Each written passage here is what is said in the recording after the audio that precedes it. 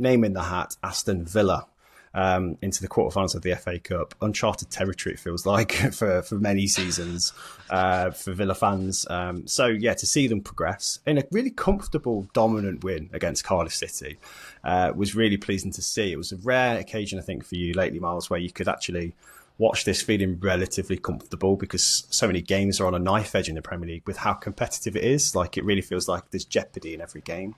But quite early on, this felt like quite comfortable, didn't it? And Marco Asensio, once again, with a brace, linking up with Marcus Rashford yet again. The stars aligned, and it was a really good win, wasn't it? Yeah, these January acquisitions are proving to be exactly what Villa needed at the right time, it feels like. Because this game, it felt like it hung on, can we be clinical at any moment? Because we battered them. We were all over Cardiff, which is to be expected. I'm not trying to big that up into something that it wasn't. You're against a team in the division below you. You're at home. We've got an excellent home record this season. We've only lost twice at Villa Park. So you would expect us to go out and win this. And when the game was getting tougher and when Cardiff started to ask us a couple of questions, you really needed someone to step up and take a moment on.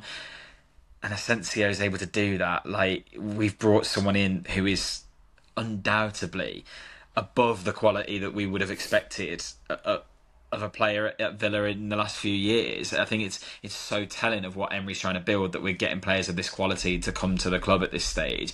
It's fantastic. He's an excellent footballer. Throughout the game, he was just capable of producing these moments where you see why he was so successful at a club like Real Madrid, why PSG wanted to bring him in. Yeah, I really hope that even though we haven't got an obvious clause to keep him in the summer, I hope he does enough and works with Emery enough to think that he wants to stay, because I think it could be a really good acquisition for us. I don't think it's like, Coutinho had a couple of bright spots, let's bring him in permanently in the summer. I think this is actually a player that elevates the squad level, and him alongside Rashford, they seem to have such a good connection already. I mean, we talked about it on the last podcast because they'd done it against Chelsea as well, and here we are again, and that's really encouraging.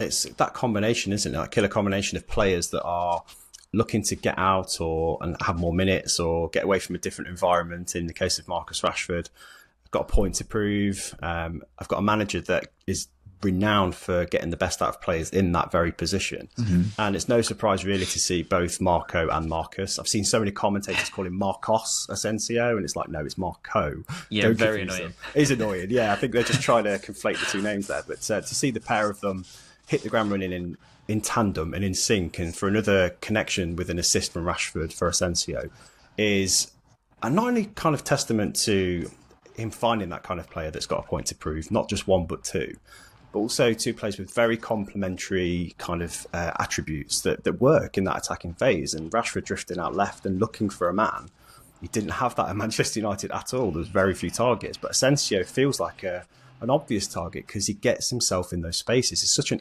intelligent, elegant footballer, isn't he?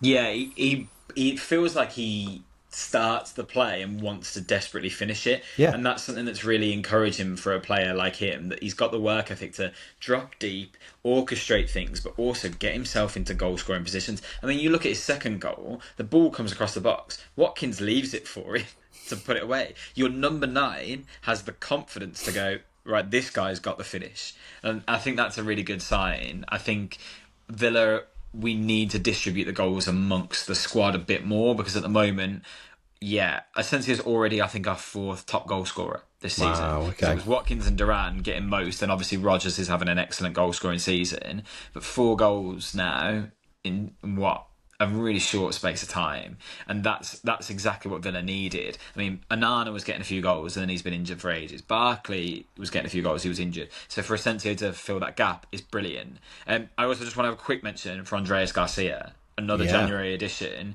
that's probably played a lot more than we maybe anticipated. I mean, we signed him from a 2nd division Spanish side in Levante, and now he's kind of leading the charge on our right hand side. Obviously, Matty Cash's injuries play a big part in that, but he looks excellent. He looks really well settled. He had that error against Liverpool, and that could have let his head drop, but actually he looks like he really wants to compete. He always wants to get a good ball into the box. He's capable of doing that with both feet. He'll run at players. That's really, really encouraging. I really like that as a sign-in, because it's identifying the right player. It's looking at his profile. Is this someone that might come in and prove a bit of a point here? Brilliant. Really good acquisition. Okay, let's look ahead a little bit. Let's dare to dream. Last 8 of the FA Cup, last 16 of the Champions League, well in contention for European Champions League place again in the Premier League. Are you daring to dream? And also, what does an acceptable season look like, and what does a dream season look like for you? It's so hard to measure because even going into this game, Emery's comments were so weird. Like, he said before the game that we were just not contenders for this competition. We couldn't possibly compete to win it. And now I look at the draw and I think, well, we're probably favourites now, or at least second favourites. Because Man City are always going to be kind of in the conversation. It's opened up beautifully for us. Not to patronise Preston, but yeah, you've got a mid-table championship side and a quarter-final. You absolutely have to take that opportunity to go and get a place at Wembley. And then it's anyone's game. And you know what a good cup manager Emery is. So now the FA Cup feels like a really viable thing for Aston Villa. And what a thing to define this kind of new start to Villa's journey under Emery, right? We've had a couple of years of excellent football, really exciting, good results. We're competing at the top end of the league, but a trophy would be huge for Villa. So yeah, a dream is we go and lift the FA Cup now. If we're realistic, the Champions League draw is great for us. We've got Club Brugge, and I think that's a really interesting tie because we played them already in the group stage. We'll have learned a lot of lessons for that. We're favourites for that. The next round, obviously, we're expected Liverpool or PSG, and that can be really difficult. That could be the end of that run, and I think you could still be proud of that. A quarter-final in your first Champions League season in what, 40 years is amazing, really. If you get that, an FA Cup win, I'll take that. I'll take that in 8th in the league because the league's so congested right now. I wonder how much capacity our squad has with the amount of injuries we've had recently to compete on 3 fronts.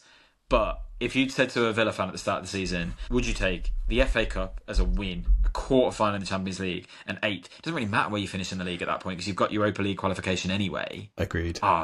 That's incredible. And we're capable of that. We really are. Yeah, I think in the context of how difficult this season could have been with Champions League football thrown in, the intensity that produces on the squad, and obviously that's shown with the amount of injuries you've had. This is looking like a progressive season. This is looking like a season where you can deal with that and still compete. And that's mega. That is huge testament to a coach that can rotate and players that can step up in the absence of the key players that might be out injured. Your defence somehow has managed to hold fairly firm. I mean, there's been occasions where you've shipped more goals than necessary, really. But you're still in these positions. And maybe that's partly down to how competitive the Premier League can be and how everybody's taking points off everybody. But this feels like progress still, doesn't it? Yeah, it definitely does, because you are juggling a new challenge. And Newcastle showed how hard that could be last season. We saw it with Leicester when they were in the Champions League. They really struggled. I mean, a bit different, but still. I think when you are establishing yourself as a side that wants to compete at that top level, just getting some sort of consistent European football is massive. Like, I wasn't expecting us to qualify for the Champions League this year in a lot of ways. I think I would have hoped for it because I think our squad is good enough for it, but you also could understand why it would be more challenging for us. So if you then follow it up with even a Europa League place, you've got another competition that you might actually compete for, and you're getting that European experience built up. And I mean, you know what Emery can do in the Europa League. So I would take that, definitely. Yeah. I don't want to sound almost like a poor mentality of like, I'll take whatever we get. But equally, you have to acknowledge where we're at in our development. And the fact that we've built up an FA Cup run, I mean, we've not had one of those since Tim Sherwood, that's shocking. I mean, yeah, I've watched Villa go out in the 3rd round consistently for years now. So a quarter-final against a championship side, meaning we are a game away from a place at Wembley, that is massive for us. So yeah, it's definitely been a progressive season. We've improved the squad. We definitely have, particularly with the January additions, and if we make some of them permanent, that'll be excellent. We've shown what we're capable of on the biggest stage, beating some of the biggest sides in Europe, beating Bayern Munich, stop Juventus. Like, that's a great achievement. And now here we are going for a domestic cup. And yeah, we looked at the draw already. Brighton are going to have either Forest or Ipswich. That's one of them gone. Fulham Palace, one of them gone. City Bournemouth, one of them gone. All right, I'll take that. There's no one in this tournament left that I fear, except maybe Palace because they keep battering us. Well, uncharted territory for Aston Villa, it feels like, on many fronts.